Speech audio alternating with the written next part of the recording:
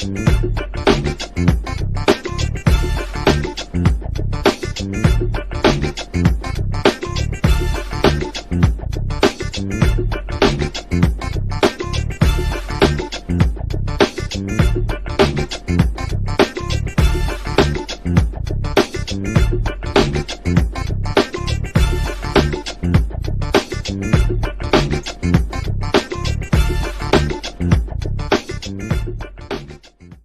know how some carriers give you so little for your older busted phone you just end up living with it? I don't think so. Verizon lets you trade in your broken phone for a shiny new one. You break it, we upgrade it. You dunk it, doggy bone it.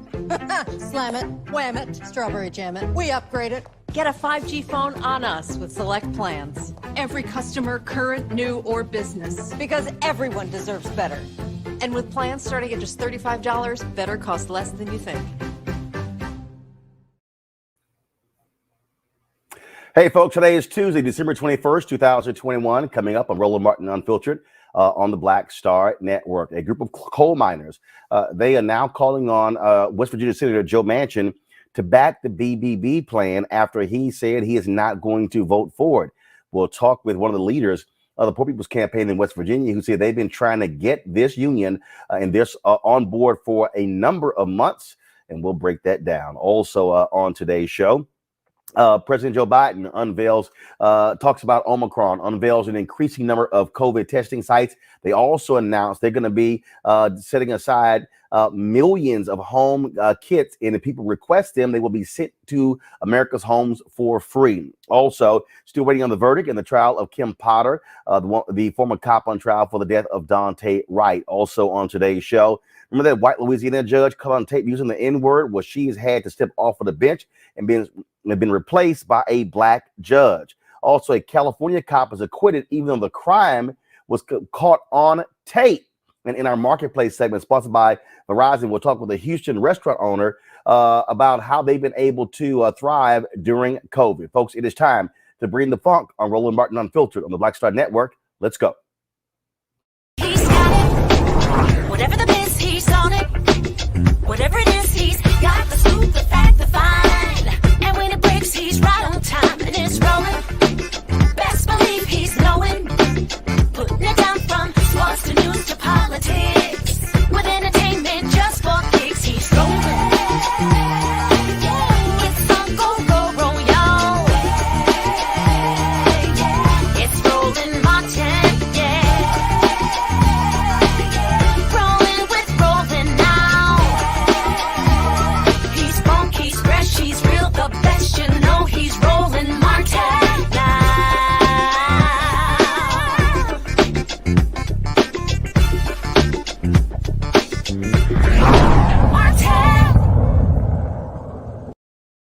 A union representing 80,000 coal workers, the United Mine Workers of America, they're calling on West Virginia Senator Joe Manchin to reconsider his stance to oppose the Build Back Better bill offered by President Joe Biden. They released a statement, and this is what they said. The United Mine Workers and Senator Joe Manchin have a long and friendly relationship. We remain grateful for his hard work to preserve the pensions and health care of our retirees across the nation, including thousands in West Virginia.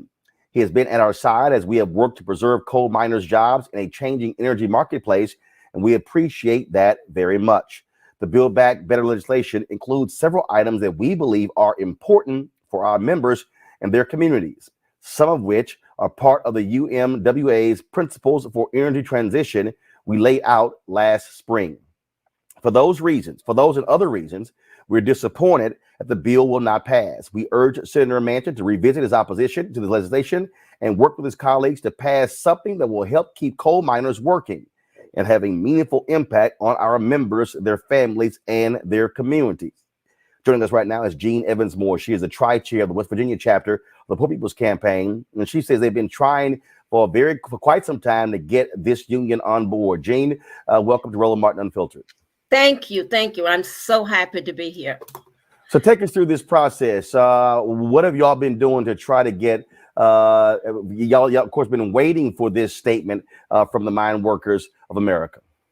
What what we've been doing, as you said, you were talking about it last night, we have been working on trying to get Manchin around to being what he needs to be for some time. One of the things we always do, we are contacting various organizations to get them to come on board to be supportive of us. What I found out here in West Virginia, couldn't find coal miners. And I talked to somebody who's very involved in the coal mining community in Logan, and thought, okay, he could do it. He says, not a coal miner. They will not. They will not. What happened with Cecil Roberts speaking up, I think, I haven't any doubt, it's going to be a whole change. I do expect to be able to find coal miners who will be able to talk, who will be able to speak up, who will be able to tell the world what is going on with them.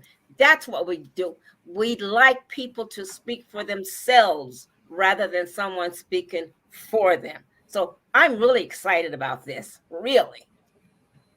Look, the point we were talking about here is that in order to get to Manchin, you got to get the people who he needs and who he supported in the past. And the bottom line is, many of these coal workers, at the end of the day, look, Manchin could keep trying to say, fighting to keep coal going, but it's a dwindling and a dying industry. It's a dying industry. And so what their statement also said is that, look, they're trying to protect future jobs, and this bill does that. Right. I think Manchin was so busy lying, setting up things, that he just simply forgot to read this. He forgot to read what's in this bill and the things that Cecil Roberts pointed out, because they are to help miners. That's where he gets lots of his money from, as you know. About $1 million a year. So he gets through that organization that I think he and his son set up. He makes a hell of a lot of money off that. So I think he did it to himself. And I think it's probably because of his greed that he didn't even notice what he was doing to his pocket. He keeps saying that you cannot support a bill that is bad for West Virginians, yet thousands have been signing petitions, been writing letters. You've had caravans. Yes. Y'all have been outside. And so don't you find it interesting that he keeps saying that that West Virginians don't support it? Yet according to polling data, nearly 65 to 70% of West Virginia voters support the Build Back Better plan. So who is he talking about? It's that little game that's up in his head, that he might be talking to his corporate sponsors, his billionaires. And there's some guy that I think I've read that he has a weekly phone call with. He's talking to them. And you know how people tell you what you want to hear? So therefore, he's had to make up stuff. He's had to make up stuff about West Virginians. Of course he's lying. Loads of us, we are calling, we are texting. We've been doing that for months. It's a regular thing. He wasn't talking to West Virginians. He was talking about West Virginia. And the comments that he made about people, I don't embarrass easily, but damn, oh, daggum. He should not have stepped out of what's a particular zone that he should be in as a public servant. What he's doing is putting down people who don't need that, instead of helping raise us, helping to do all the kinds of things he could do for West Virginia. That man has a job that was Senator Byrd's, as you know. I don't see any similarity between his actions and Senator Byrd's. It's just the opposite. Senator Byrd went out for West Virginia. Senator Byrd's name is roads, buildings, or whatever. I don't think Joe Manchin's name will be. If it is, I don't think it'll be up very long. I'm glad to see Cecil Roberts stood up, spoke up, and brought to the attention of lots of people. I don't think many people, I think there are probably a lot of people who didn't realize the details for the coal miners that are in here. So we've been educated. I'm looking at Huffington Post has a story where an activist, Joanna Vance, said that Manchin complained that he was aware of some person, one individual who said that their daughter was using the child tax payments to buy crack, and so that has sort of led for him to say people are using this for drugs. So one person, one story you hear, and so you use that to say, so let me just screw over every single person who is in America who's receiving the child tax credit. He has shown us what he really is and how narrow he is, how very narrow. It's like, I mean, I found myself saying often, I'm older than he is. One of the things that older people used to say, you need to be popped upside your head. It's kind of like knocking some sense in your head, because that's where he is. There doesn't seem to be any. And as I say, to me, and I think to other people too, this is a big thing when you're voting against something that is to support your own things, people that put money in your pocket. Poor People's Campaign doesn't quit. We are going to be busy. We're going to be busy very soon. And that's the way it is, because we don't quit. We don't give up. This is a light. This is a big light into what was kind of a dark looking situation. And as far as I'm concerned, as far as I can see, it has to do with the fact that, sometimes people read things, but they forget to read the fine print. I'm not saying this was in fine print. I don't know. But it looks like something that he and I'm not going to blame it on his staff, because he should have known what the hell he was talking about, or shut his mouth. Somebody missed something that's very important. And this group is big enough to have brought it out. And I think and I hope other national groups will be able and willing to step up to the plate now. What I'm hearing about this isn't very good. I mean, how it's functioning with Wall Street and all of that he's thought he seemed to be protecting or whatever. Looks like his understanding wasn't what he wants you to believe it was. The facts are coming out. All right. Gene Evans-Moore, tri-state leader of the Poor People's Campaign in West Virginia. We certainly appreciate it. Thanks a lot. And we expect to see you in West Virginia, Roland. We'll make you an honorary West Virginia, and I will send you one of these T-shirts. Well, I will send you one of these T-shirts. I'll just kind of come up with a size for you, okay? All right, that's not a problem. Well, just send the 2X. Well, probably after I get out of this quarantine, I'll probably be down to XL. Yeah, look forward to seeing y'all, and keep the pressure, keep the great work going in West Virginia. We thank you very much for this opportunity to let the rest of the world know what's going on. I think West Virginians will finally have the ability to speak up for themselves now. I think more people will get off their couch. All right. We certainly hope that happens. Thanks a lot. Okay, thank you. Okay, good night. I want to bring in attorney Xavier Pope, as well as Demario Simmons. Glad to have both of you here, folks. Here's the thing that is really interesting here. Also, Mustafa Santiago Ali. Glad to have you here as well. So, folks, I keep saying this, and Demario, you're dealing with this here with Justice for Greenwood. There are a lot of people who say, man, look, all y'all out here making all this noise, you protesting, you having rallies, that stuff doesn't matter. But the reality is it does. That's the kind of constant pressure that has to be applied to these elected officials to get them to do right. No question, Roland, and thank you for being on the show, and thank you for having that young lady on to talk about it, because that's important to do the work in the streets, do the work in the boardrooms and the courtrooms. And it's also important to connect with people like you on the media that can get that story out. And it has to be consistent.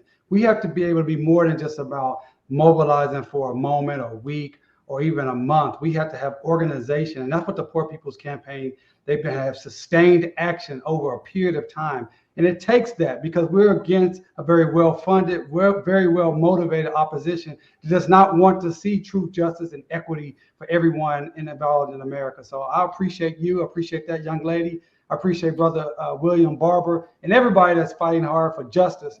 And Joe Manchin needs to do the right thing. I mean, just like you said, I'm here in Oklahoma. West Virginia is poorer than Oklahoma, and that's hard to be. These people need these services. They need these funds. They need these programs. And they are not entitlements. These are our own tax dollars that are going to help other Americans. They need to pass that bill today. It is very interesting to see the reaction, and you see how folks are willing to aggressively go after Manchin, Mustafa, because of him going on Fox News. And like always, what comes out of D.C., unfortunately, is always a conversation about process as opposed to what's actually in the proposed bill. Right. Exactly. It's amazing that Senator Manchin could continue to make so many mistakes, even if there's intentionality in those mistakes.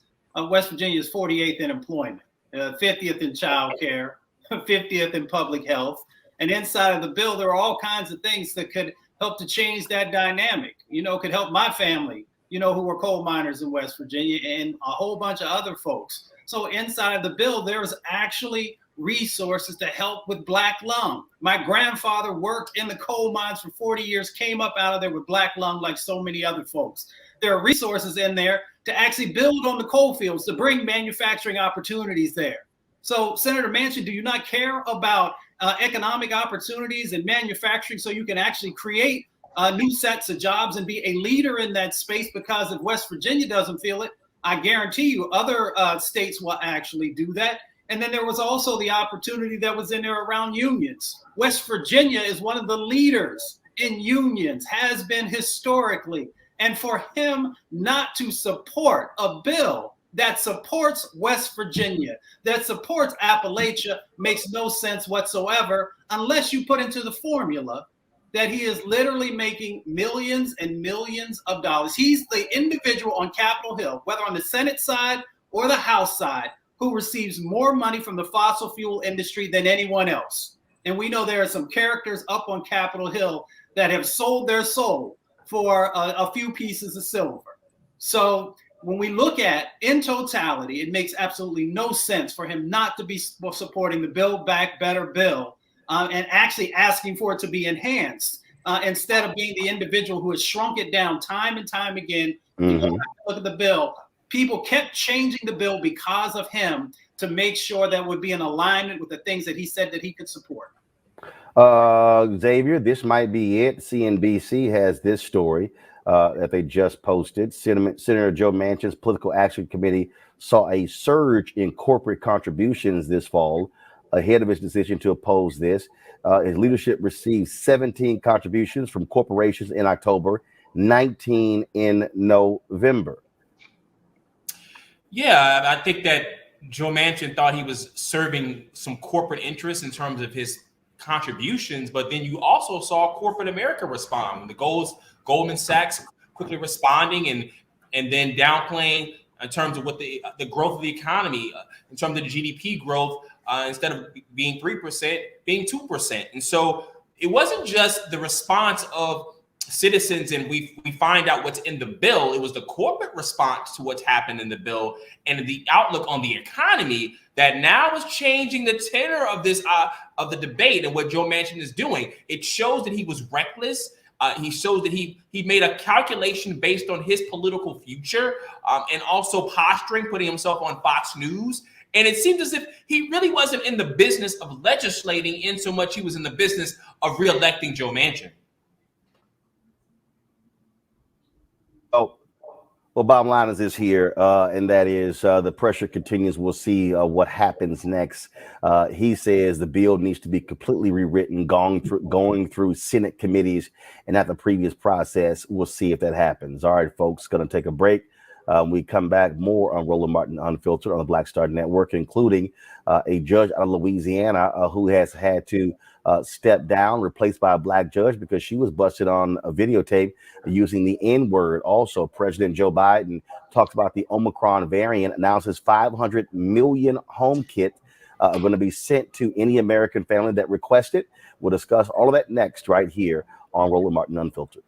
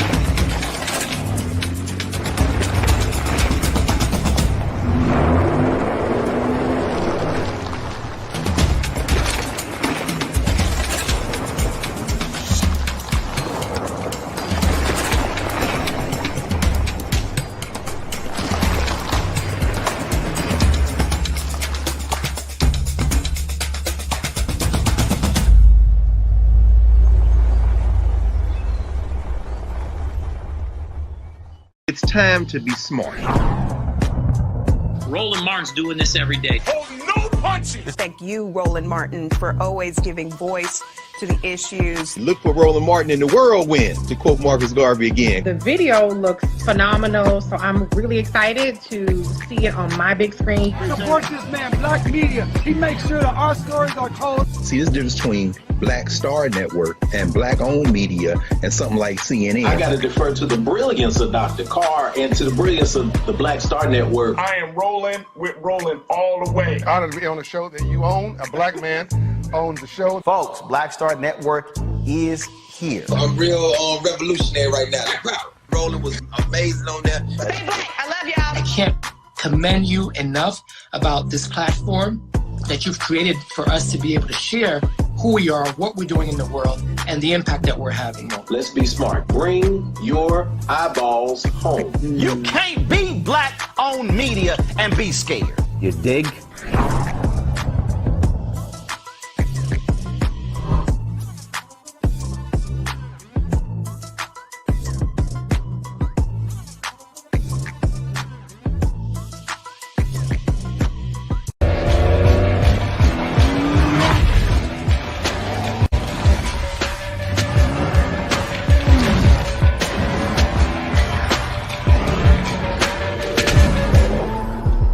Hi, I'm Anthony Brown from Anthony Brown and Group Therapy. Hi, I'm BB Winans. Hey, I'm Donnie Simpson. What's up? I'm Lance Gross, and you're watching Roland Martin Unfiltered.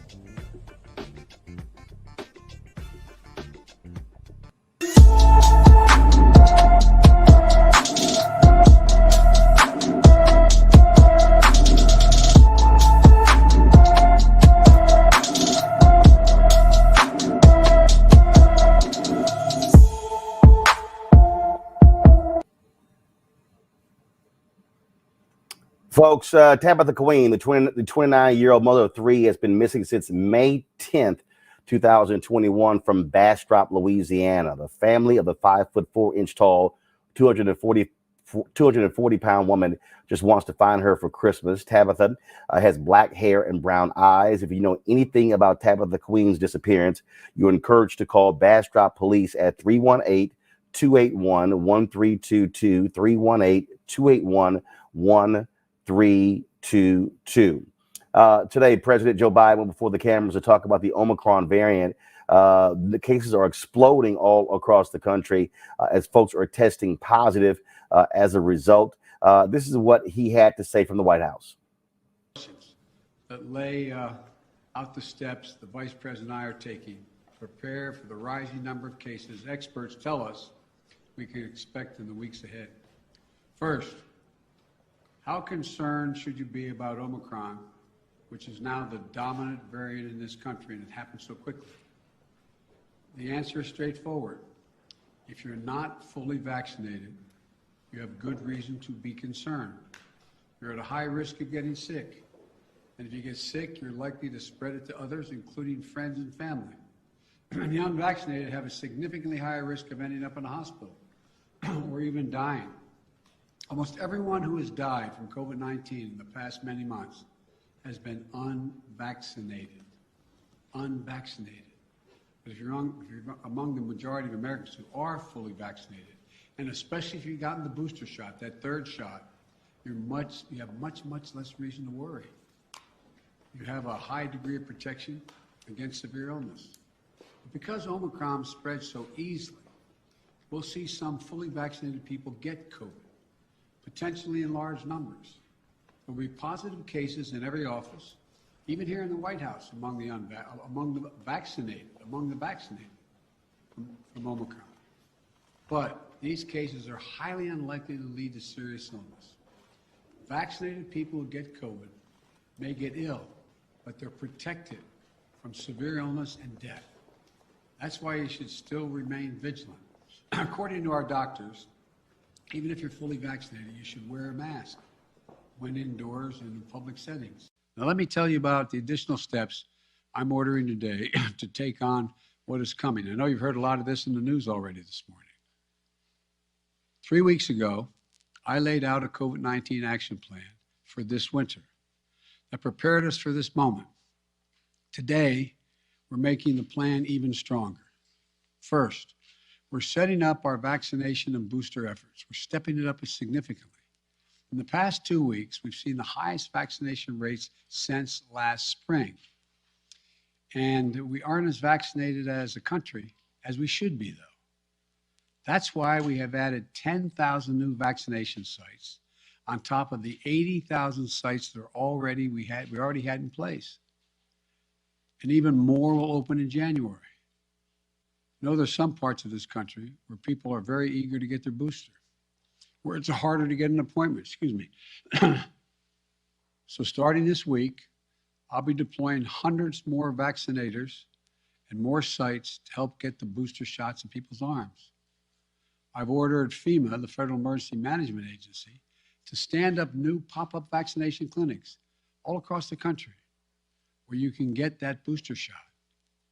We've opened, we've opened FEMA vaccination sites in Washington State and New Mexico recently as cases have increased.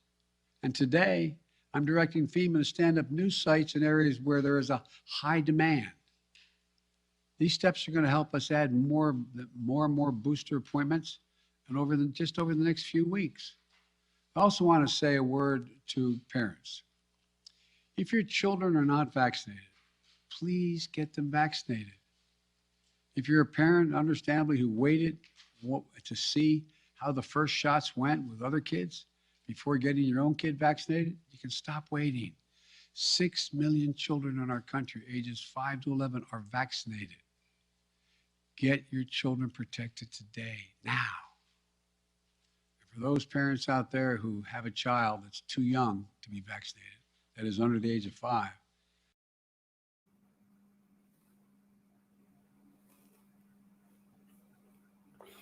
all right, folks, let's go right to my next guest. She is out of Silver Spring, Maryland, Dr. Melissa Clark. She's a co-founder of LAC Coalition Against COVID. Dr. Clark, glad to have you here. And so let's talk about. Hi, Roland. That's the Black Coalition Against COVID. I'm sorry. I'm sorry. They had this wrong in the script. So let's get right to this whole thing here, because this is where I'm sort of confused right now. A couple of weeks ago, the White House was challenged on about sending home COVID tests. Oh, it can't be done. It's going to be too costly. Here we are 2 weeks later, now saying it's going to be done. Now they're announcing they're increasing COVID testing sites. Okay, I'm just trying to understand why weren't these increases in place? Why are we talking about 2 weeks later? I mean, what I'm not understanding is why are we not throwing everything at this? Do you think that what America has done, we will sort of say, okay, you know what, things are getting better, let's just all back off, and then now when there's a spike, now it's like, oh my God, what do we do now? Let's ramp up. If we maintain a high level, maybe we're not going to see an explosion in cases. Well, you know, certainly, I'm glad to be here, Roland, and that's an excellent question. You know, there has been sort of a gradual ramp up. And let me say, first of all, thank God there is a plan, because we are definitely better than we were a year ago when there was no plan. And there has been gradual ramp up of testing capacity, approving home tests. But you're absolutely right. We saw the Omicron variant. We saw how rapidly it was expanding through Europe and certain parts of Africa. And the fact that there are lines of people trying to get home test kits right now could have been foreseen. That being said, I do believe that the parts of his plan that deal with testing are commendable, with the exception, I have a little bit concern about that online, going online to get test kits. There really needs to be equity in every policy. And so for those people who don't have broadband access, there you go. we saw that debacle when it came to going online to schedule for your vaccines back in February and March and April. So why repeat that same issue?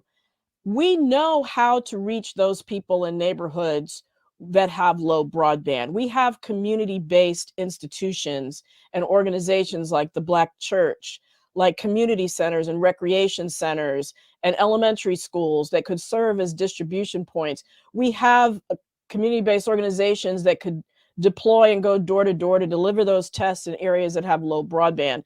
We need to roll out these plans at the same time as the online testing to ensure that every American really is able to get access to those tests.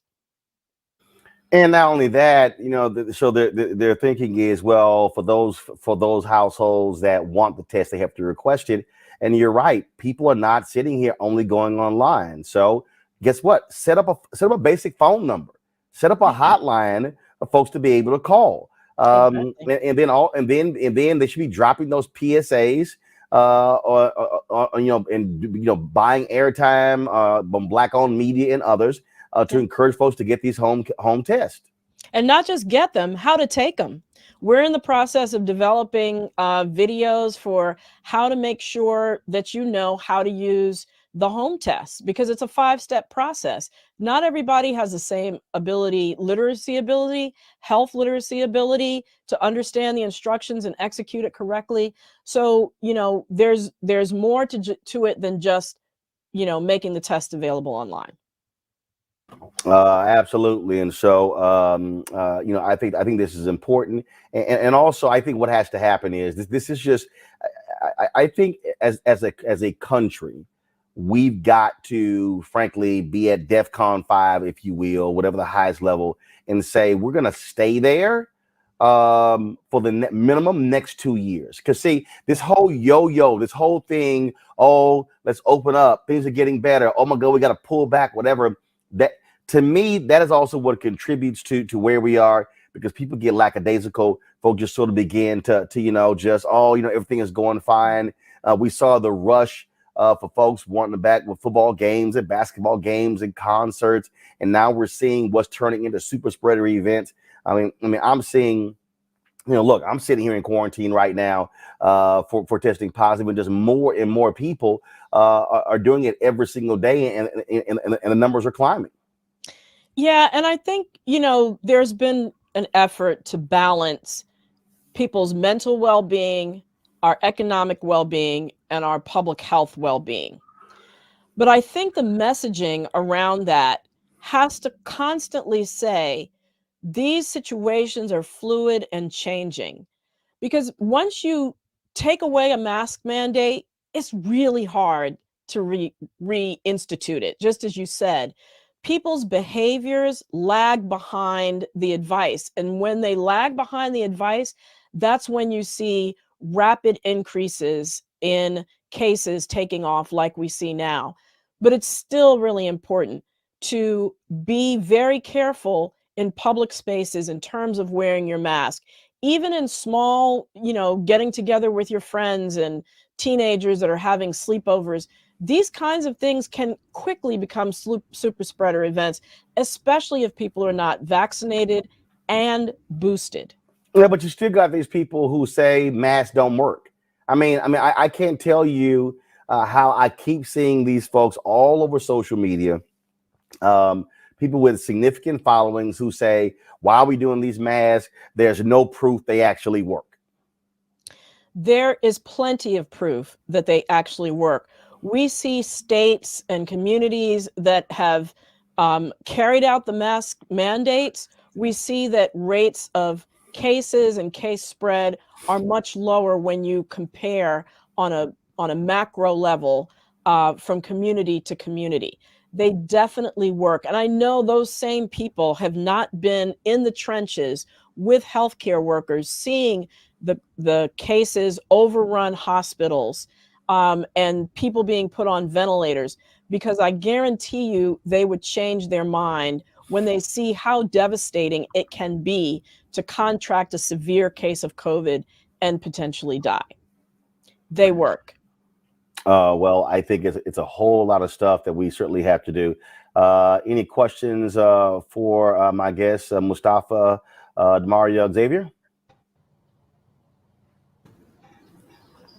Well, I want to thank the sister for the great work she's doing. She talked about equity and everything. And you made a great point when you talked about needing another way to have access to our community. Everyone is on email. You know, in our organization, Justice for Greenwood, we had to set up a hotline just for that reason, because some of the older people that we're trying to impact, they don't use email. They're not getting online by themselves. And we know our community, older people are at higher risk. So I think that is very important to have those important voices like yours, Doc, making sure that our people understand what the issue is and how we can access and have actual access to the life-saving maneuvers. One of my clients and partners, Dr. Tiffany Crutcher, yesterday, on the 14th, her mother, a year ago on the 14th, went into the hospital with COVID, and she never made it out. And we talked about that yesterday because she was right there on the day when the vaccinations were coming on market, but she got sick beforehand. So we don't want to see that happen to anyone else in this country. Absolutely not. And another thing that I often hear on social media is, well, why should I get vaccinated? Because people are getting sick who get vaccinated anyway. What I always say is, when you're going out into sub-zero weather, you're going to want to layer up. You're going to want to have your long johns, your sweaters, and your down coat. That represents mass physical distancing and a vaccine. Are you going to feel cold? Sure, you'll probably feel cold, but you're not going to die of hypothermia. You're not going to get frostbite as if you were going out there naked with nothing on, which is basically what you're doing, especially in this Omicron wave, with how contagious it is. It's 3 times more contagious than Delta, which was 3 times more contagious than the previous variants. So it's incredibly contagious. And even though there's some evidence that there might be a little bit more mild disease, we don't know that yet. We don't know across the board how it's going to affect all populations. So it's really important now, more than ever before, to have all those layers in place, especially vaccination and boosting. And my heart goes out to Dr. Crutcher and her mother, certainly. We don't want to see that happen to any other family in the United States. What mask should we be using? Because I've seen other doctors who have been saying the last several days, folks, get rid of those cloth masks. They're not working. So what masks should we be using? So cloth masks were deployed just as an interim step because we could not ramp up mask manufacturing quickly enough to ensure that every American had a supply of masks. Now that we have the KN95 masks and the N95 masks available in drugstores and other retail outlets, those are what people should be using. So KN and N95 are fine. Yes, absolutely. And surgical masks. And if you only have one surgical mask, or I should say, if you're using a surgical mask, it's important to double up on the surgical mask because that makes them more effective. Or if you have a cloth mask and a surgical mask, double up. Xavier or Mustafa? Yeah, when I keep thinking about our seniors and the technology gap that's there and the information gap that's there, and getting them vaccinated and then getting them boosted with the changing of information. Roland talked about the going back and forth.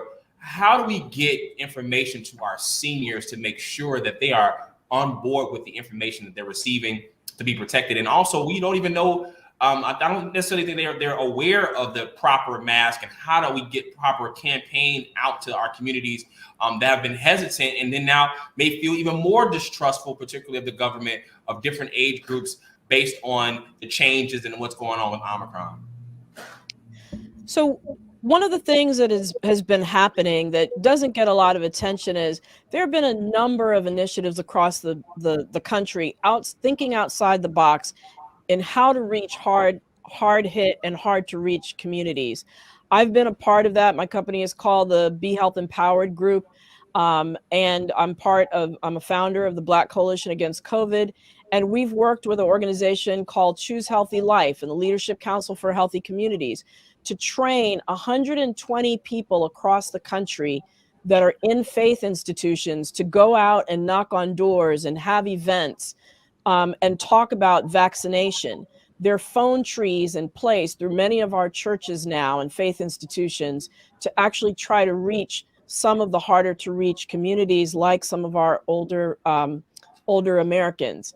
And in addition, there are also other agencies like the Department of Aging in various cities that are also participating in some of these outreach opportunities to older adults.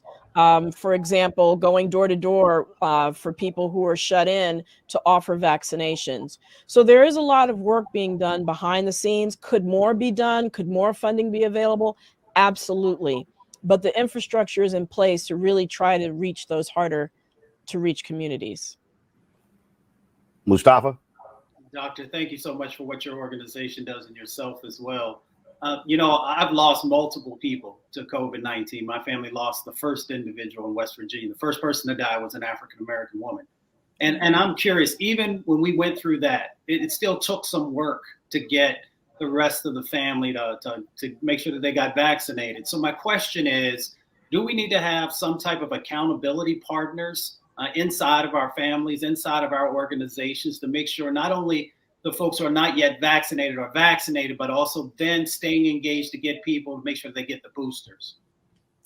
I think that is an excellent suggestion because, frankly, people respond to the individuals who they trust, the individuals who are closest to them, and family accountability partners, friend accountability partners, I think is an excellent method to do it. There are plenty of voices that are out here, mine included, that have, been talking to people for months on end, trying to dismantle the disinformation, which really is the enemy. The disinformation that's out there is the enemy.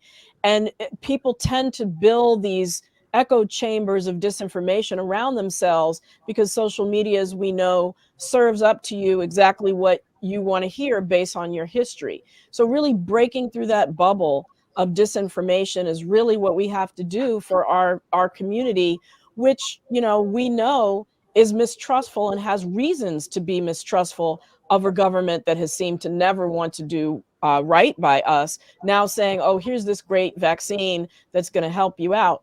But we have to understand that this is a worldwide pandemic. This is being offered to everybody, and it has clearly been shown to keep people out of the hospital and keep them from dying overwhelmingly. All right, then. Well, I certainly appreciate the work that you are doing, Dr. Melissa Clark. Thank you so very much with the Black Coalition Against COVID. Thanks a lot. All right. Thank you all. Be safe and happy holidays. Folks, when we come back, we're going to talk about the racist white judge in Louisiana caught on video using the N-word, and she's like, oh, I took a sedative and I don't recall anything. Well, she's now been replaced by a black judge while she is being suspended. We'll talk about that next on Roland Martin Unfiltered. Also, Marilyn Mosby, a state's attorney in Baltimore, she said, you know what? I'm sick of your bullshit, Governor Larry Hogan. She is calling his constant attacks racial dog whistles. I'm going to play you some of her clapback today against the governor. Folks, it's a lot we're going to talk about right here in Roland Martin Unfiltered on the Black Star Network.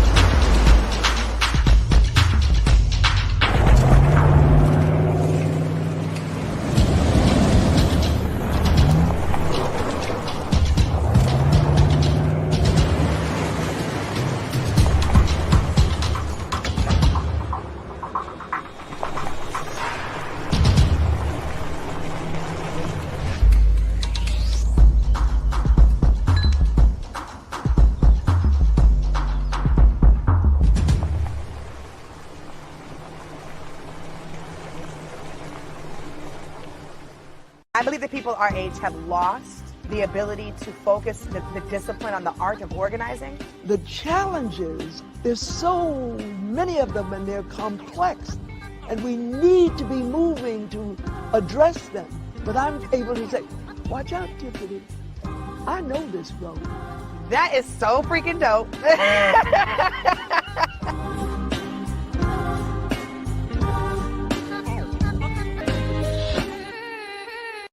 Hello, everyone. I'm Godfrey, and you're watching Roland Martin Unfiltered. And while he's doing Unfiltered, I'm practicing the wobble.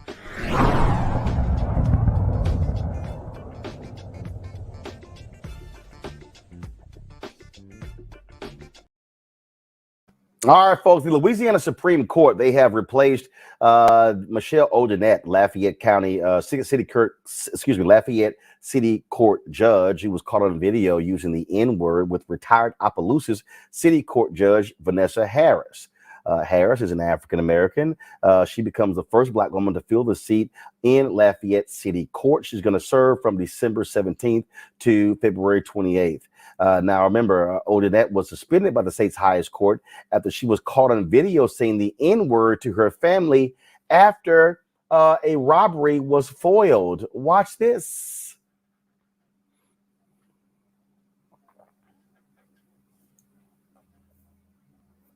Oh, shit. Mom goes, why are the lights to your When I truck pull on? up in the whip, they be saying, God damn. Like, why are your lights on? They're like, pull up, pull up. And mom's yelling, nigger! Nigger! Kid, we have a nigger. It's a nigger. Like a roach. Look, oh, that's me. No, that's I came from the backside. Look, he trips over the He trips twice.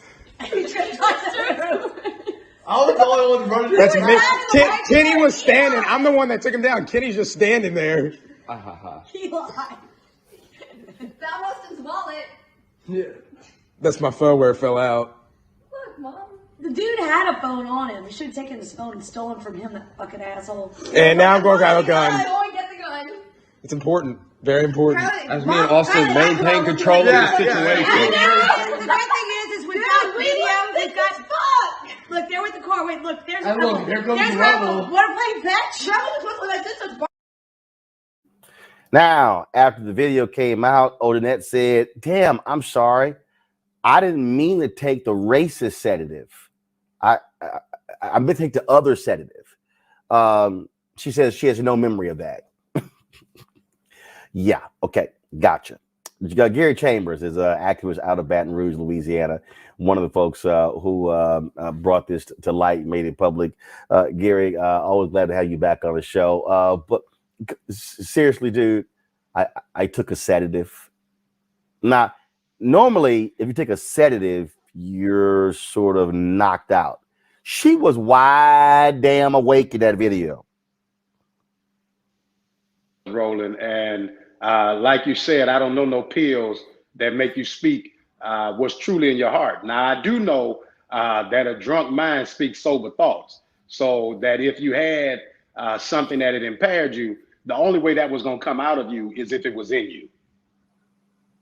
Well, now we also, it's just, I mean, it's hilarious in terms of watching this whole deal. Now, the Orleans. Now you have another development where you have the Orleans DA who is calling for a review of all of her cases when she served as prosecutor. Williams is a great district attorney in New Orleans, a progressive DA, and it is right. But every case that she saw as a prosecutor while she worked for the Orleans District Attorney's Office is now under review. But furthermore, here's the question. How do you appoint someone like that back to the bench where 70 to 80% of the people who come before her in the court that she serves in are African-American, and every lawyer that comes in there is going to say, look, I can't take my client before this judge. At the end of the day, Roland, she has to go. The question is, how quickly is she going to go? Yeah, I mean, I absolutely agree. And again, you know, we talk about this all the time. And certainly Xavier, Demario, and Mustafa will bring you in on this as well. I mean, this is the thing that we always talk, we deal with when you have these racist judges. In this case, here's somebody who's now busted on video, and it's like, oh, that's not who me and my husband are. Well, wait, well, but nigga, sure roll out your mouth real easy and call him a roach and everything. Yeah, Roland. She also, there was a quote of a hip hop song that was by a white hip hop artist that is basically cosplaying being black. When I roll up in the whip, they be saying "goddamn." So there is a layer of basic blackface and using the racial slurs, and what she said, if you normally put you to sleep, not turn you to a racist. So, and they had to pull a sister out of retirement to take the bench. And I know that she wanted to enjoy the rest of her life in peace, and now she got to come up and clean behind this racist white woman. Demario, again, the thing that we often talk about is when you're dealing with the system is, you know, above the Supreme Court, it says equal justice under law. What it should say underneath that is, but we got lots of racist folks in the system. No question. I think we need to back up a little bit. First of all, I'd like to know who dimed her out, because I thought she was just there with her kids. So shout out for the person that dimed her out. Number two, if you listen to the video, her son is quoting what the mother was saying that night, not about what she was saying right then. She said, Mom was saying N-word this, and then she actually added to that. I think that's real key that we understand and not allow her to say, oh, well, I took this sedative, which we know is just crazy. Third, I'm very happy to hear that the DA down there is saying we need to look at every case that she handled as a prosecutor. But I believe it should go even further, because I'm in front of judges all the time, and most of them are white because I live in Oklahoma. And if you have a judge, as Brother Pope just stated, that utilizes that type of racial slur, I don't think any white person should ever say, I try not to say the word at all, period, but I'm certainly not a white person. That person needs to be off the bench, but they need to review all of her cases as a prosecutor and a judge that involved African Americans, period. Well, I take it a step further. First of all, let me say it's good to see Brother Gary on the show. And the other part is that she needs to be disbarred. And I know there's a process that you have to go through for that. But this is not the type of individual who should be representing anyone in the legal system. So at a minimum. And the other part of it, of course, is that all of these cases that she has looked at over the years, as other panelists have already shared, you know, you've got to raise an eyebrow to that. And you know that there's no way that she was impartial if these are the types of things that she holds in her heart. And of course, it plays out in so many different ways. So one, of course, is the review of all these previous cases, but two, it's time for folks to step up and begin to disbar individuals who don't represent what the 21st century legal system has to be. I will just add that the steps to review her cases would probably lead to the disbarment, as opposed to the things that she actually said in terms of violating any ethics laws in that particular state. So that would be the process of her disbarment. And Gary, these are the kind of folks who have no business in the system, who need to be completely booted out, not allowed to retire. But yeah, strip her of her law law license. Absolutely, Roland. She needs to be removed from the bench immediately. Her law license needs to be taken away. And here's the deal: her husband is the coroner in Lafayette Parish. And so if she's not careful, we already lit up the husband's plastic surgery office yesterday, made them change their phone lines. We're going to go after him next if she don't just go ahead and get out the way, because we're not letting this go. All right, then. Keep putting that pressure on them, Gary Chambers. We love it. Thanks a lot. Thank you, Roland. All right, folks. A Minnesota jury ends its second day deliberations in the manslaughter trial of Kim Potter, of course. She is the former cop, Brooklyn Center cop, on trial for the death of Dante Wright. She faces first and second degree manslaughter charges for the shooting. We'll keep you updated on what happens in that particular case. Now let's go to Texas, where a Texas grand jury has declined to indict a Bexar County deputy in the fatal shooting of a black veteran. Without a grand jury indictment, felony criminal charges against Deputy John Rodriguez cannot proceed at the state level. Rodriguez shot Damian Daniels in August of 2020 after he and his partner struggled to take Daniels' loaded gun and detain him for mental health treatment. The grand jury's decision comes 2 weeks after the Daniels family and activists gathered at the Bexar County Courthouse to demand the case be heard by a grand jury. So that case there. All right, folks, let's also talk about this story from Walmart. Of course, while shopping for the holidays, a mother in Kentucky noticed these black dolls were more expensive than white dolls at Walmart. The black dolls cost 50% more than the white dolls. Well, Walmart has apologized. They lowered the price of the white dolls to drive up sales.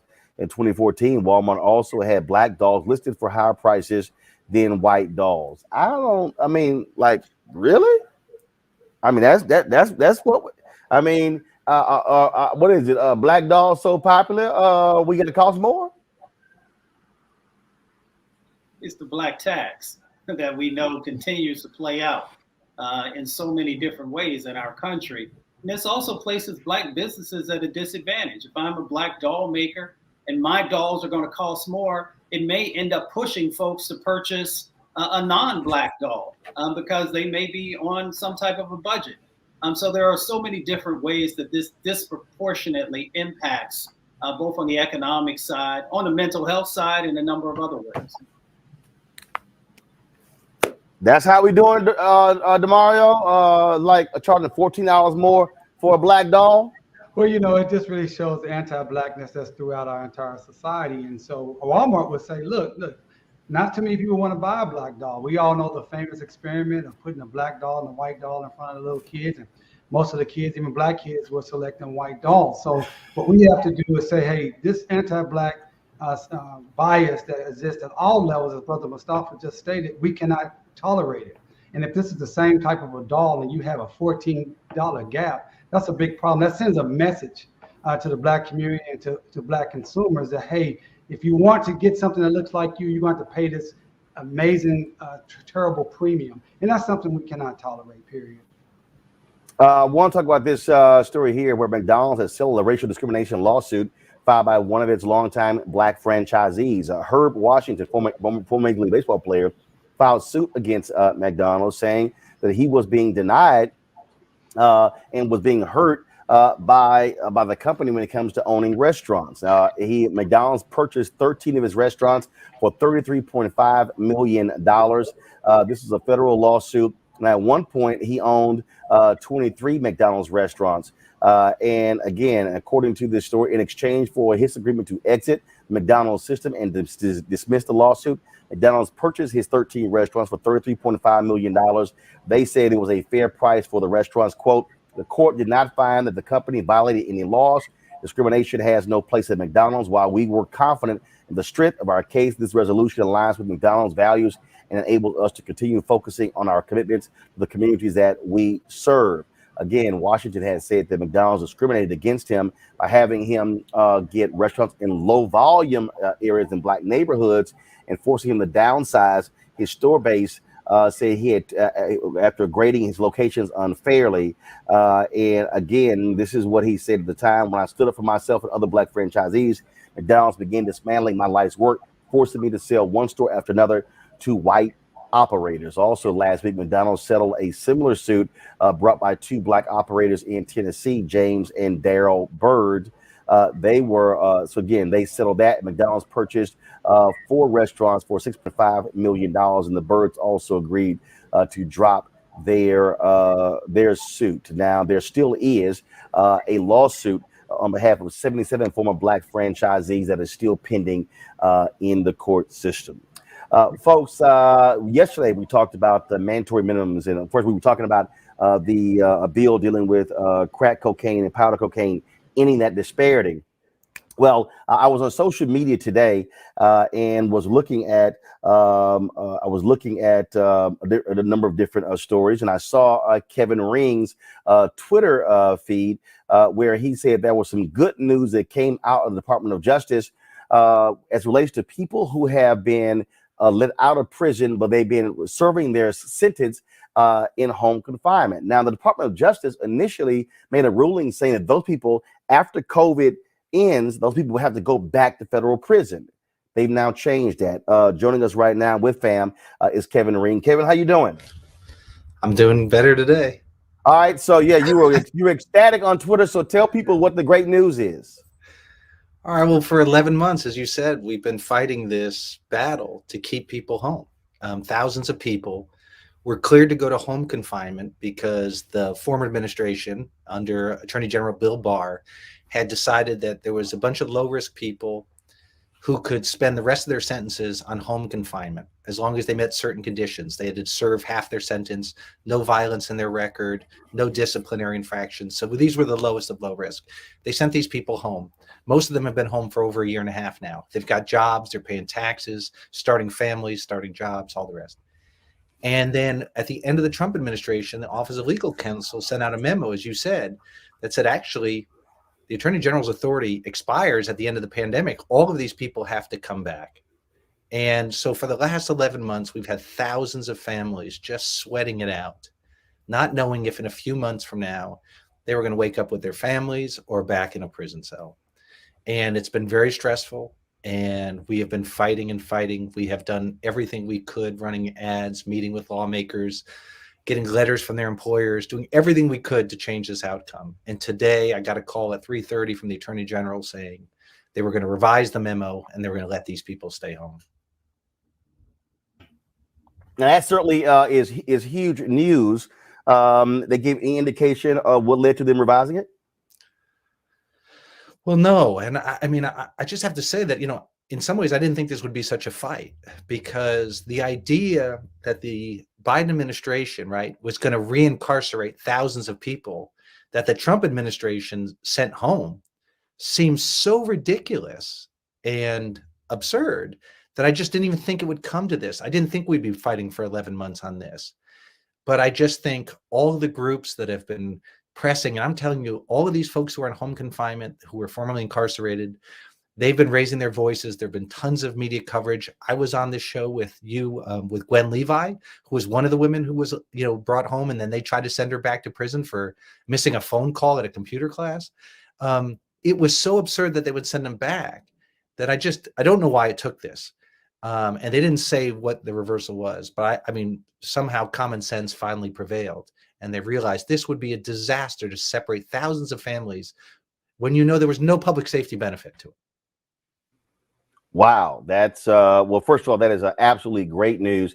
And how many people are we talking about? Right now, there's about 2,500 to 3,000 people who would be affected and would have to go back. And these people are already in their community. I mean, they're paying taxes. They're doing everything you would want.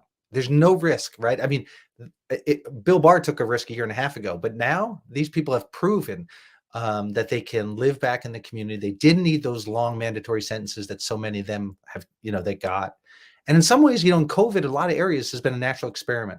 And this has been one too, because for those of us who think we send too many people to prison for too long, we got this natural experiment where all these people came home and they showed they didn't need those decades in prison. They could live back in the community and contribute. And so it's just been great. And I'm so relieved that thousands of families, this is the best Christmas present for them. They are relieved. They're in tears of joy. And I'm so happy for them. All right, Kevin, great job. Again, keeping the pressure on the Department of Justice to move on this. It didn't make any sense whatsoever. And you're right, we don't need low-level offenders costing taxpayers unnecessarily sitting in federal prison. Thank you for bringing attention to this and all these issues. All right, thanks a bunch. All right, Kevin, again, great job there. Let's bring my panel back up. Folks, this note just came in. That is, you may have a possible deadlock in the trial of Kim Potter. The jury has asked an additional question to the judge, and this is what they asked. If the jury cannot reach consensus, what is the guidance around how long and what steps should be taken? That's what they, it was a question that was read in open court by Judge Regina Chu presiding over the trial. DeMario, your thoughts, on this new development?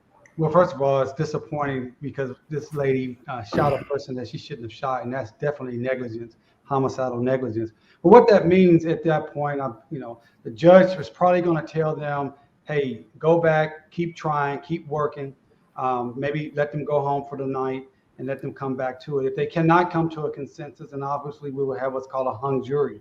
What that means is in a hung jury that they could not come to a decision, and the case would have to either be retried all over again, start all the way over, or the state could decide they're not going to prosecute it any further. So even if she gets a hung jury, which I don't think is the right decision here, it's not over. It's just that someone's back there not been able to be convinced. And what I like to tell people all the time, and you never know what's going on back in the jury room. I've been there many, many times. But I hope those who have strong convictions that this lady should be prosecuted, and sentenced and found guilty, that they straight hard with that, and they don't falter. I've had cases, Roland, literally, I've lost cases on the civil side where people just said they were ready to go home. They just were tired of deliberating. They didn't feel like we should have lost. They wanted to vote in our favor, but they just wanted to go home. So I hope those who are fighting for justice for Dante stay strong and either convict this lady or do not let her walk. What you're seeing here, Xavier, again, this is what the defense wanted. Her up here with those dry tears. They just needed one person to hold out in order for her to get off.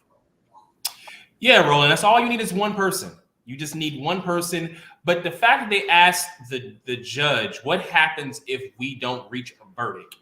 It says a lot about where they think they are in terms of the compromise that may happen. What's the outcome of their decision? They are understanding the gravity of what they're doing. And Kim Potter's the Rittenhouse tears on the stand, maybe have worked on a particular jury. Jury nullification is a thing for particular juries that may be predisposed or biased toward the process. Now, this, like our previous panelist said, send them home, bring them back. And I know they asked another question about some conversations that Potter had with a psychiatrist or a therapist, and to be able to determine what her state of mind was, to be able to needle in what some of the charges were. So I don't think this is over yet, but this is not a good sign. Mustafa. If I make a mistake and kill somebody, more than likely there are going to be significant penalties for me. The exact same thing has to play out here. Her defense is I made a mistake. Well, we can accept that you made a mistake, but there also has to be repercussions for that mistake that you made. You took someone's life.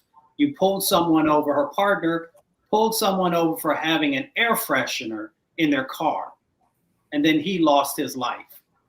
So for me, this is very serious.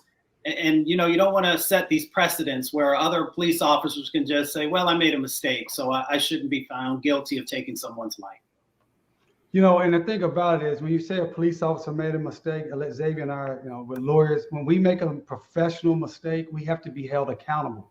She's not just some regular individual out there who made a mistake. She was trained for this. She had worked on this position for over 15 years, and it has to be some form of accountability.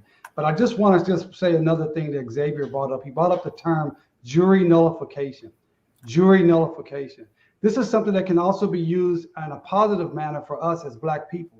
When you're on that jury, you want a Black person on there, 2 Black people on there, hold out and make sure the prosecution is actually doing everything to the Constitution for those Black people that they're prosecuting. And you can say, I don't believe that this Black person has received a fair trial, therefore I am not going to convict them. We have to be strong enough to do that when we get on these juries, because this entire system is set up to prison. The entire system is set up to allow these injustices to happen. And when we have the opportunity, they're very far and few between, but when we have that opportunity, stay strong in your conviction and don't just go with the herd. Don't just go with the other juries. Stay strong and use jury nullification in our favor when justice requires it. And I'll add this piece too, because you talked about the standard and being in the training of being a police officer. And I've said this plenty of times on your show, Roland, that there needs to be, our laws have to be able to be changed, just like so many other professions, whether it's finance or whether it's other industries. If you don't meet a certain standard and you fall short of that standard, there's a criminal penalty to pay for that. And we're making it harder for cops if they don't meet that standard, because we're basing it on them having sort of their training. So if you have training and you're not meeting that standard, you don't meet that, how are you not criminally liable for that in other industries, but it's not for police officers? We need to clean that up, because that is a great area in our law that's allowing police officers to get off for shooting people for an air freshener and calling it a mistake. All right, folks, hold tight 1 second. When we come back, talking about someone getting off, a cop in California got off, and the video was caught on tape. Also, we'll tell you about a lawsuit involving Black women and Google, and Haitian immigrants suing the federal government. We'll tell you all about that next on Roland Martin Unfiltered, right here on the Black Star Network.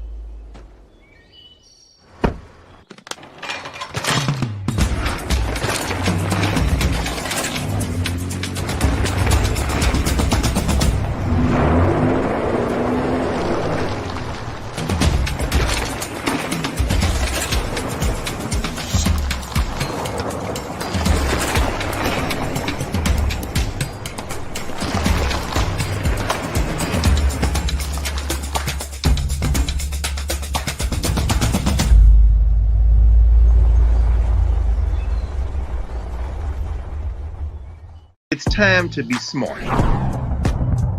Roland Martin's doing this every day. Oh, no punches! Thank you, Roland Martin, for always giving voice to the issues. Look for Roland Martin in the whirlwind, to quote Marcus Garvey again. The video looks phenomenal, so I'm really excited to see it on my big screen. Support this man, Black media. He makes sure that our stories are told. See, there's a difference between Black Star Network and Black-owned media and something like CNN. I got to defer to the brilliance of Dr. Carr and to the brilliance of the Black Star Network. I am rolling with Roland all the way. Honored to be on a show that you own. A Black man owns the show. Folks, Black Star Network is here. I'm real revolutionary right now.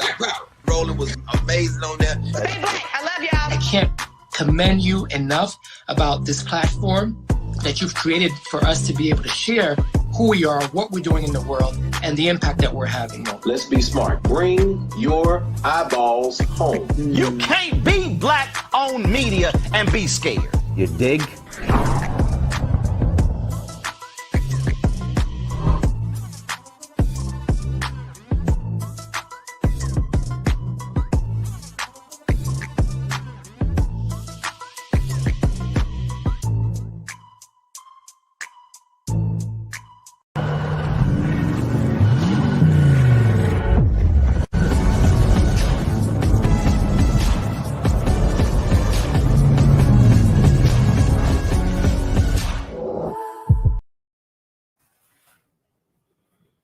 All right, folks, we talk a lot about cops getting off and getting the benefit of the doubt. Check this out in California.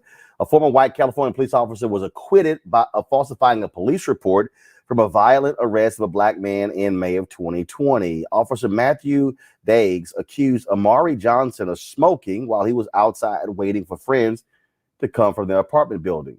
Johnson had his phone in his hand, but he had no smoking paraphernalia. The ex-cop detained Johnson for no reason.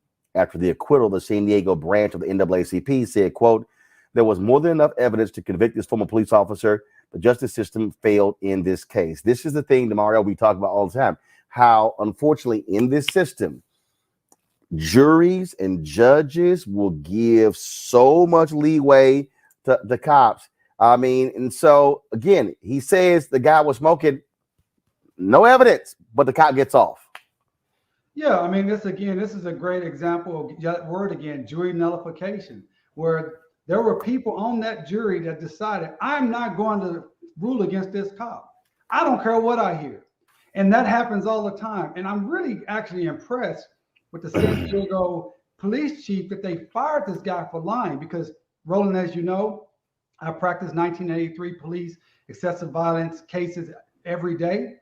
And we see the lying happens all the time. They are actually taught how to lie. They're taught how to use certain phrases that helps them get off. They're supervised to stamp it. We see this almost every single day. And most times there's absolutely no accountability. And one of the things that we always talk about is even body cameras. We say, oh, we need body cameras. Obviously, it's better to have video than not. But that is not the silver bullet, because this was on video. This shows that this guy was lying about this young man. And we see many, many cases like that we're dealing with right now every single day in that jury nullification scenario. What does that mean, right? That's what the brother Mustafa said earlier, the black tax. That's what we're up against. It's unfair. It's unjust. We got to continue to fight. We cannot get disheartened. We cannot get discouraged. As you say, Roland, in your promo, which gets me hype every time I hear it. If you're black-owned media, you can't be afraid. Hey, if you're a black person in America, you can't be afraid, because the reality is we're going to have these injustices, but we must continue to fight. We must continue to speak out. We must continue to stand for our rights and our dignity at every opportunity, even when we have these blatant losses. According to the police report, Xavier, he said that he saw this man smoking, yet nothing was discovered. Nothing at all. So how do you see somebody smoking if you can't find any evidence of the smoke? Roland, I just talked about this in our last segment. If the jury instructions about what violates the law is relating specifically to just a layperson on the street, the jury in their mind, particularly if we know the juries have been historically biased, they're going to put in their mind what an average person would do and what a police officer would do. And even seeing evidence, they're not going to match it up to the jury instructions. So if the laws change, and if you're a police officer and you do these things and you violate this, then you have now committed a crime. That speaks directly to what the jurors are supposed to do to directly associate their activity with criminal behavior. So if juries in their brain are thinking that cops cannot commit a crime, no matter what they see, the jury instructions are not going to line up in terms of criminality that they can hold a police officer accountable. That's why we have to change our laws to be able to be specific about what is criminal about cop behavior that violates the rights of black people. You know, Mustafa, every time we do one of these stories, and again, when you have these cops who are lying on these reports, this happened in La Mesa, and yeah, I thank goodness La Mesa fired him, saying, and it's like, dude, you lied on the police report. Yeah, I mean, any police chief who's worth anything, he's going to get rid of these types of folks. Now, we know it doesn't happen everywhere, but there are some who are holding folks accountable. The problem is when we go toward these criminal situations that are going on, that things don't turn out the way that we normally would assume that they would. So the other part of it, and again, the brothers who are on the panel with me, they're practicing attorneys. I am not. The other part of it is the civil suit, which I hope comes to be. And I hope that folks continue to utilize that as one of the tools in trying to make sure that justice or some form of justice actually plays out. Look, I mean, it just, I keep saying, lie in that report, you should automatically get the boot. All right, y'all, let's talk about this other lawsuit. Google's under investigation of the California Department of Fair Employment and Housing for racist and sexist treatment towards Black female workers. The civil rights agency is interviewing several Black women workers and reviewing emails that may have discriminatory and harassing content. This is not the first time the tech giant has been under the fire for the mistreatment of Black workers. A leading artificial intelligence researcher claims she was fired in last December over an email she sent in March. A group of Google employees claimed when they reported racism and sexism, they were told to take a mental health leave. And so we'll let you know what happens with that California Department of Fair Employment and Housing investigation. A group of Haitian immigrants, they're suing the Biden administration over its horrid treatment of migrants at a makeshift camp in Del Rio, Texas. Monday's lawsuit provides firsthand accounts for migrants who had been in the encampment and had been confronted by Border Patrol in September. One account includes testimony from one plaintiff who says she was terrorized by officers on horseback. Over 11 migrants have testified to the treatment they endured earlier this year. Now, and this is real interesting because, when the Biden administration announced that they were negotiating with the ACLU over a lawsuit that was filed by Mexican migrants, but it was sure a lot of folks who were all upset and how dare they. But will those same Black folks say anything and defend these Haitian migrants and them wanting to sue the federal government? What you think, Mustafa?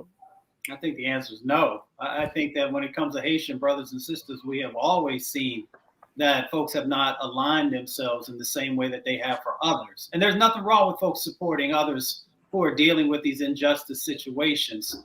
But, we got to take care of home. And our Haitian brothers and sisters have been through all these natural disasters and a number of other things that have placed them in some very precarious situations. So it's time for folks to step up. Xavier. I mean, the Haitian community, the people of Haiti have been isolated by the international community since they declared their own independence and from the world, and they have been economically strapped. And we've used this whole rationale of them not seeking political asylum based on the way they're situated in the world.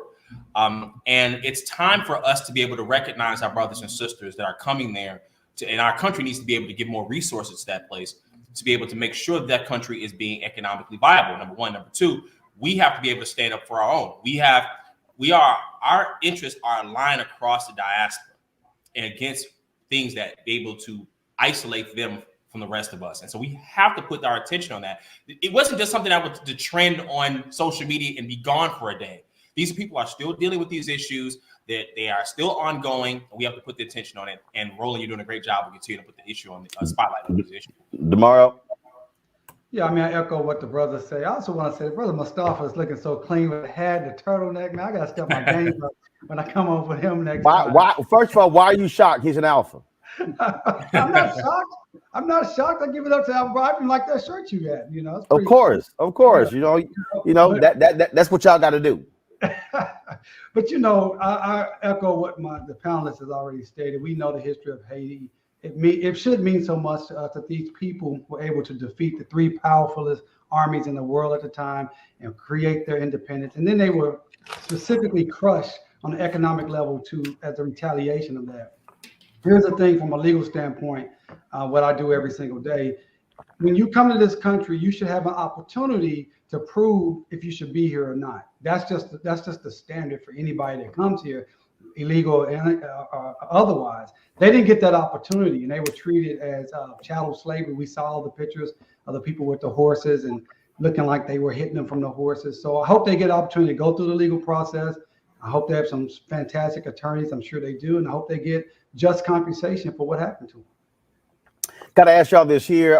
Former Chicago Mayor Rahm Emanuel was confirmed to be the next ambassador to the United States for Japan. There was a 48-21 roll call vote. Just 3 Democrats, Senators Elizabeth Warren, Ed Markey, and Jeff Merkley voted against him. Does Rahm Emanuel deserve to be representing the United States in Japan, Xavier? Now, you know, Roland, I'm from Chicago, and he was the mayor here in Chicago, and he wasn't able to run for mayor again because the city was going to run him out of here because he held and covered up the murder of Laquan McDonald by Jason Van Dyke for 13 months. And someone who does that, who I know that they ship him out the country, but it doesn't make a difference. You've disqualified yourself from being in a position. And why?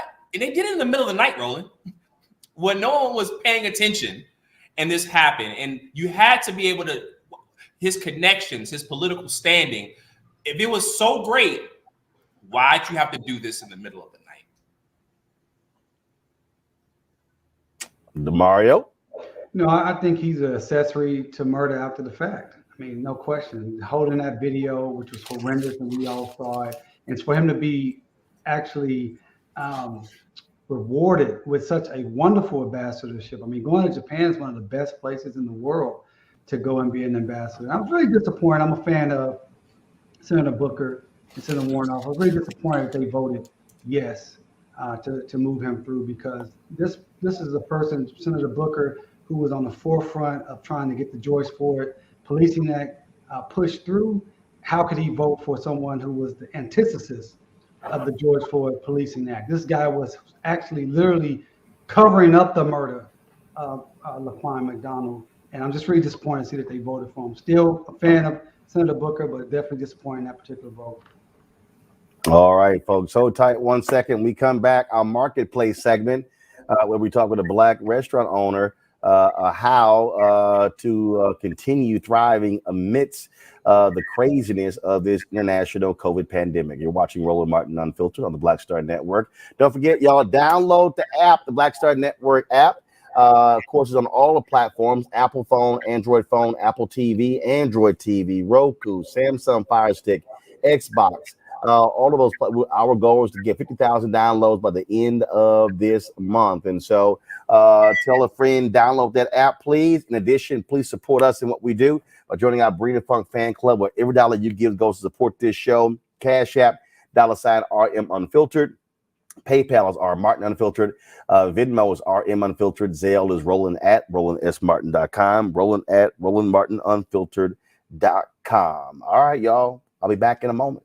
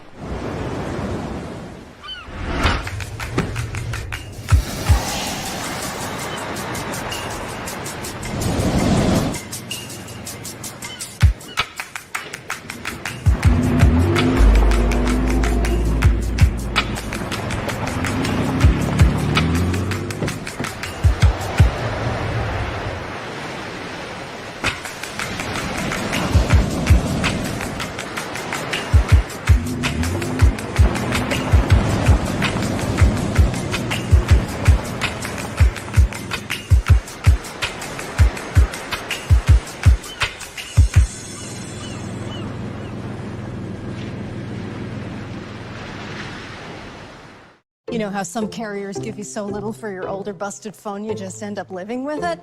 I don't think so. Verizon lets you trade in your broken phone for a shiny new one. You break it, we upgrade it. You dunk it, doggy bone it, slam it, wham it, strawberry jam it, we upgrade it. Get a 5G phone on us with select plans. Every customer, current, new, or business. Because everyone deserves better. And with plans starting at just $35, better costs less than you think.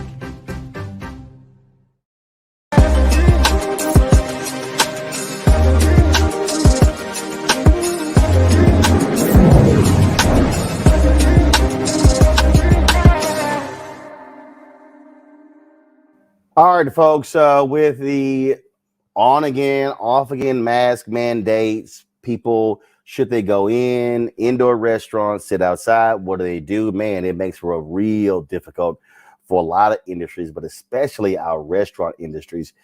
They've been having one hell of a time since COVID hit last year. Joining me now is Marcus Davis. He's the founder of the Breakfast Club in Houston. And so many different restaurants have been struggling. A lot have gone out of business. Many of them have been shuttering leases. And so, Marcus, let's talk about this. How you had to constantly deal with just the ebb and flow and the up and down, mask, no mask, can you be open, limiting, spacing, all the stuff all the problems that COVID has given restaurants. You know, one of the things you have to know as an entrepreneur is that my papa used to say, if you stay ready, you don't have to get ready.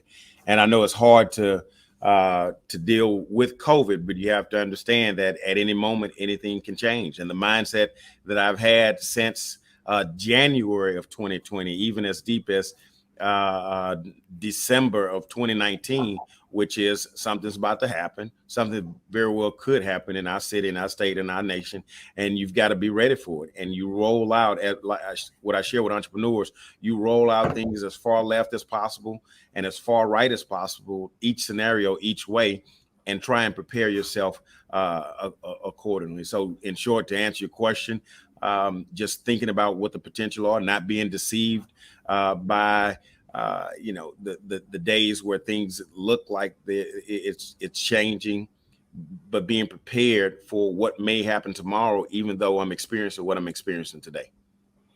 I'll give you examples. And so, the mask mandate is now being placed, is back in place here in DC. But not only that, in Illinois, they're now requiring everybody to be vaccinated to even come into restaurants and bars and indoor places. We're seeing in New York City. And so now we're moving towards that.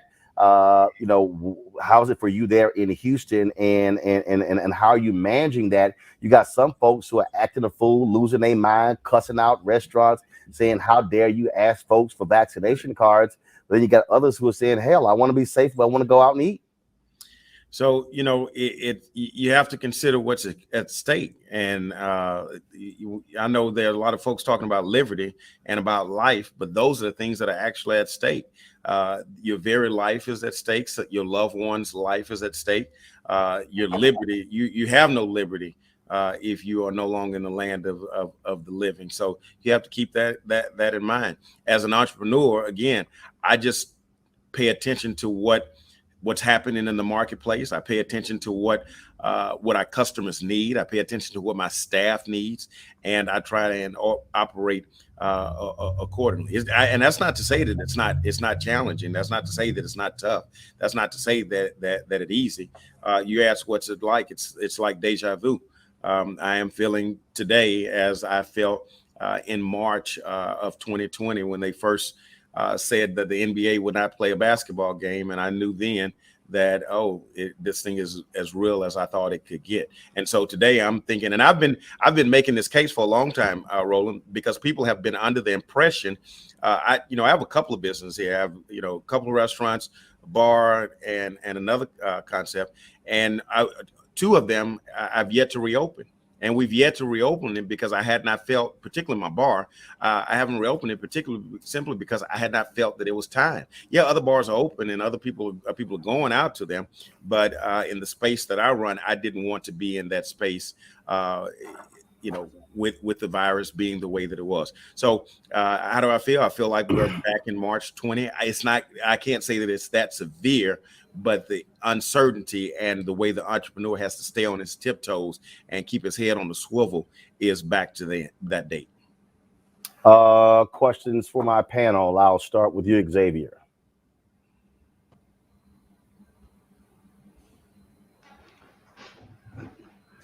When to stop, and how are you dealing with employees and morale, and maybe some of the other legal issues that you face in terms of running your business? So unfortunately, I only caught the second half of what you said, but I think I get the gist. With my team members, I'll start there with my employees. It's just by sharing, communicating with them that we're all in this boat together. And that's been the analogy that I've used from the start, is that I am the captain of this ship trying to steer this ship through these COVID waters, and reminding my team that we're all in this ship together, and we're going to make it to the shores together. We just have to, everybody has to pick up their oar and they have to row in order for it to happen. And if that means that we got to work a little harder, dig a little deeper, roll up our sleeves a little higher, roll up our pants leg a little higher, lace our boots a little tighter, and that's what we have to do as a team. Your mettle as a leader is definitely tested during these times, and I'm grateful that I have a team as strong as I do, and I'm grateful that I've had the opportunity to stand up and be the captain of the ship to get us through those times. But I'll share this with you. You know, this fall makes 20 years in business, and one thing I can honestly say is that the other 19 years of being an entrepreneur helped pave the way for the moment that we're in now. You got to remember, I'm in that dirty South, baby. I'm in that third coast. So I've been through everything from Hurricane Ike to Hurricane Harvey to Tropical Storm Allison, and then all the stuff along the way from the Enron debacle to the 2008 crash. So as an entrepreneur, I made sure that I learned from each and every moment that we had in the life of our business, and use that as a way to prepare for the next one. You mentioned legal, you mentioned a couple other things. After Hurricane Harvey, I gave speeches about the importance of making sure your books were in order, making sure that your CPA is on point, making sure that your legal counsel, your legal representation is on point, and making sure that your insurance is up to par. Because, you know, those weren't things that I was taught in the early days of business. I learned them along the way, and I'm fortunate that I learned those lessons.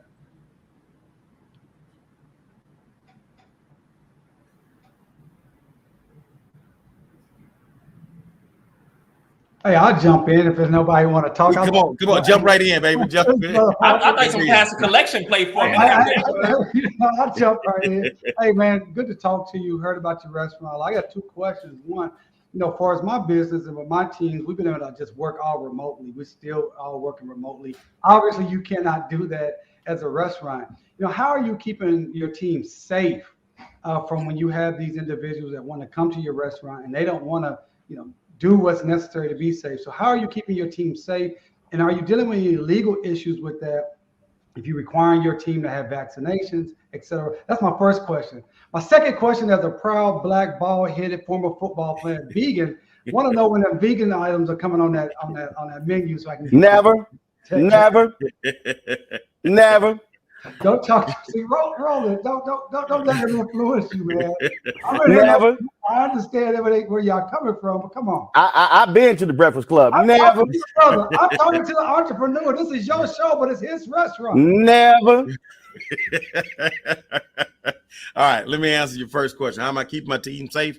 By being who I am, by being a taskmaster.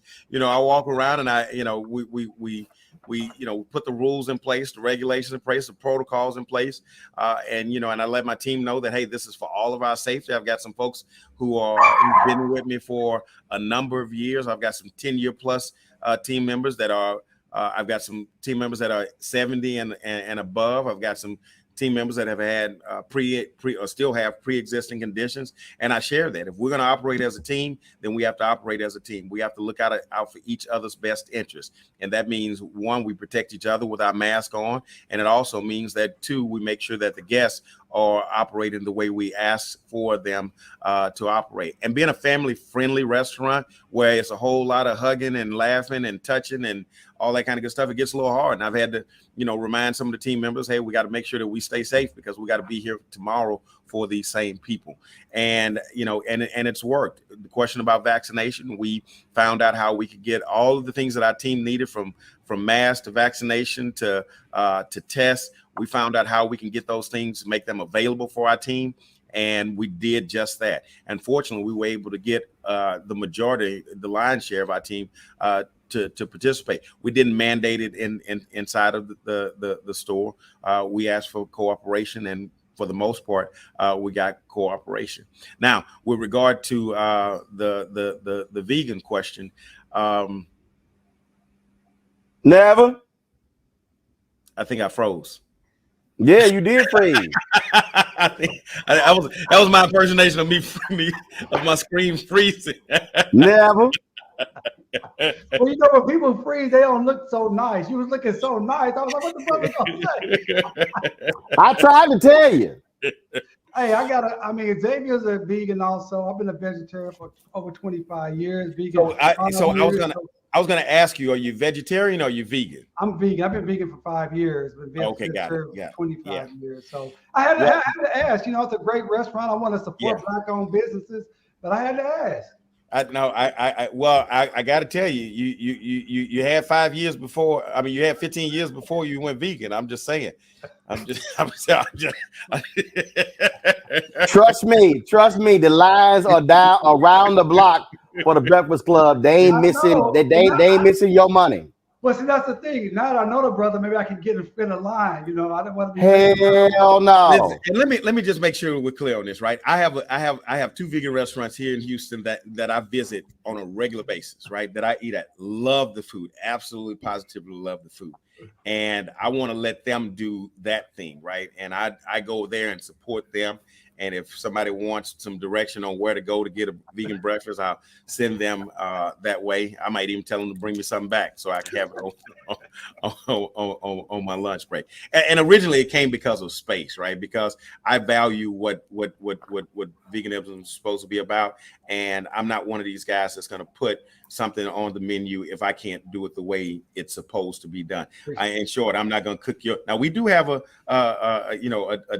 not going to cook your tofu hash on the grill where I just got the bacon off of, and because we don't have the capacity, the space to do that, then we just keep it. We just keep it. We just keep the bacon on there. Plus, ain't nobody buying that damn tofu. Mustafa, go ahead. But and I'm waiting. I'll be honest with you. I've been in this game 2 decades, and I'm waiting to see how long it lasts. Because and this is respectfully, right? I don't want nobody blowing me up. I've seen everything from the South Beach to Atkins and every 2-3 years over the last 20 years, someone has said, you need to add this to your menu. And then the next 2 years, they're like, oh yeah, I'm not doing that no more. So, but this one seems to be a little bit more sustained. So, well, that's never going to beat bacon now. I mean, I know that. look, I'm going to keep it real. Roll want me to keep it real. I'm going to keep it real. In our first couple of years of business, people ask me, man, when you going to get something light on there, something heart healthy? So I think around our 5-year anniversary, we created this heart healthy menu, right? It had the egg whites, it had the fruit bowl, it had the grilled fish instead of the fried, all of the stuff, that the wheat toast with no butter, the grits with no butter. We had all that stuff, man. We made that menu, did a whole big PR campaign about it. That menu still sitting behind my cash register, dusty as hell. And the one brother that kept asking me when was I gonna put it on the menu, he walked in the store. I said, look what I did just for you. He ordered exactly what was on there. By the time I got to his table, he had extra cheese and extra butter on everything. Sustained. Mustafa. Brother, thank you for being That's a great story. And their bodies at the same time. My grandmother used to say that in challenging situations, everyone needs a North Star.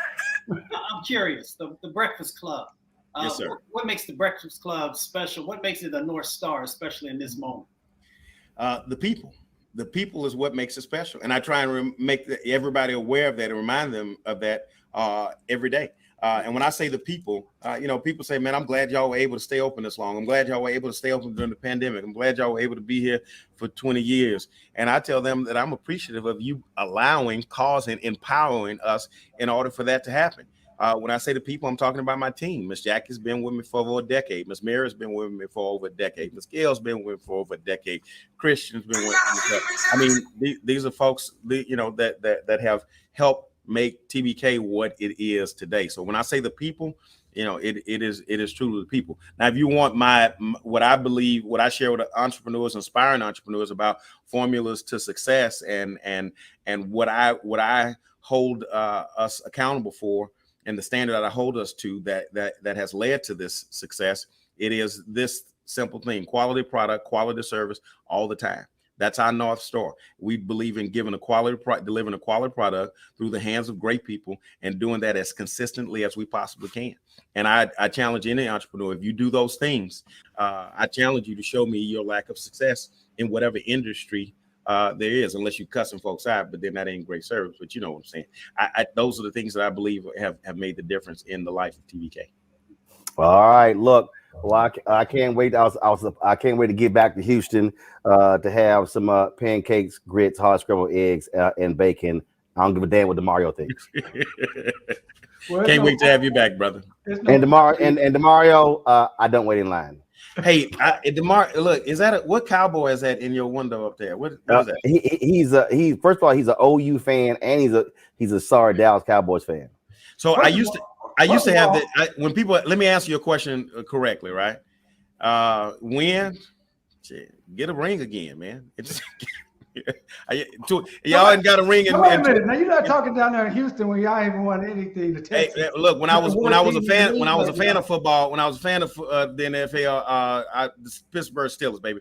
Holler at me when you get that extra ring, right? Oh. There's only 2 teams in the league with 6 rings. Only 2. Hey, but let's just say this: Roland said I'm a football, I'm an OU fan, I'm an OU former player. He's an A&M guy. Same thing. We whoop them all the time. Like, we're still whooping them. And the Dallas Cowboys are doing pretty good this year. Hey, look, and I got hold up. Last time A&M played OU, who won? Oh yeah, it was A&M. In 2012, okay, y'all won in 20. No. Who won? 1 in 20. Who won? Y'all won the last time. Oh, that's okay. That's all when it count. I'm trying to figure out what your protest is. Man, you better go eat some bacon. Never won a championship. The Cowboys are doing well. They are doing well, and I believe this might be the year. After 25 years, it won't. Rolling just statistically, it may be the year. I mean, come on, bro. They've sucked for 25 years. This may be the year. I got my shirt in the closet. Don't worry. They gonna suck. They gonna suck 26 years. It ain't gonna happen. I can't say that. They win 1 playoff game every 8 years on average. I'm gonna tell you right now, it ain't gonna happen. DeMario, go eat a chicken sandwich. All right, that's it, y'all. I got to bounce. Marcus Davis, I appreciate it. Thanks a lot for being part of our marketplace segment. Brought to you by Verizon. Thanks so much. Xavier, Mustafa, my alpha brother, and of course we tolerate them at Omega from Oklahoma on the show. And so we feel sorry for them as always. So that's it. I appreciate it, gentlemen. Thanks a lot, folks. Don't forget, download the Black Star Network app, please. All platforms: Apple phone, Android phone, Apple TV, Android TV, Roku, Samsung, Xbox, all of the platforms. And of course, please join our Bring the Funk fan club. Every dollar you give goes to support this show. And you know how to do that. Cash App, $ RM Unfiltered. PayPal's RM Martin Unfiltered. Venmo's RM Unfiltered. Zelle is Roland at RolandSMartin.com. Roland at RolandMartinUnfiltered.com. I am getting better. Yes, I'm still in quarantine. I'll be in quarantine at the minimum until Saturday. And so I'm improving. So still got a little stuffiness in my nose. Still an occasional cough. But getting stronger every single day. Cannot wait to have this COVID crap out of my body. To be back at full strength. We're also, of course, we'll be back in studio in January because we've had one of our other staffers has COVID as well, and so actually 3 people, in addition to me, have it as well. So we're doing our part. Y'all stay safe, please. Double mask, wash your hands, safe distance. Also utilize your Purell as well. We don't look. I've gotten way too many text messages from frat brothers, from NABJ members. Stephen A. Smith said today he announced he tested positive for COVID. There's way too many people who are tested positive. It's a major outbreak. Y'all be safe. If you're gonna go home for Christmas, please protect yourself, protect your family, especially our seasoned saints. Okay, so please do that. I'll see y'all tomorrow right here on Roland Martin Unfiltered on the Black Star Network. Holla!